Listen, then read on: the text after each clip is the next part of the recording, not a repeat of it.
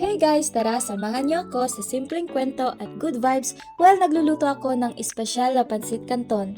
Sa totoo lang, minsan akala natin instant lang ang worth, tulad ng instant pansit canton. Pero what if, bigyan natin ng extra effort? So today, ginawan ko ng glow-up version ang pansit canton. Syempre, hindi pwedeng mawala si pansit canton.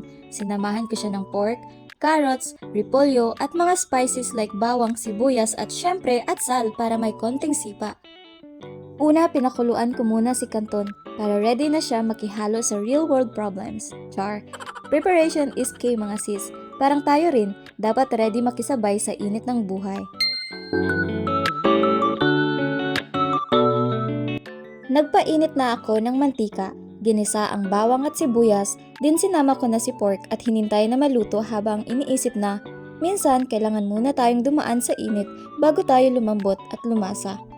At nilagyan ko na din ng konting oyster sauce because hello, flavor is life. Then isinama ko na ang carrots, repolyo, and of course si atsal para may konting kick. And finally, ang star of the show, pansit canton na ready na ring sumabay sa gulo ng mundo.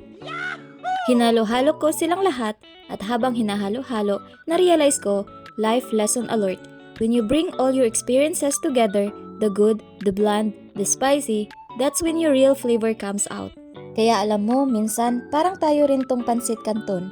Instant lang sa paningin ng iba, pero kapag pinagsikapan at inalagaan at nilagyan ng sariling timpla, we become more than what they expect. So don't ever underestimate your own flavor. Ikaw mismo, with the right ingredients in life, pwede ka ring maging special. At ayun, pinatry ko sa sister ko at buti na lang nagustuhan niya. Ako rin tinikman ko and wow, iba siya. Saktong-sakto, so special.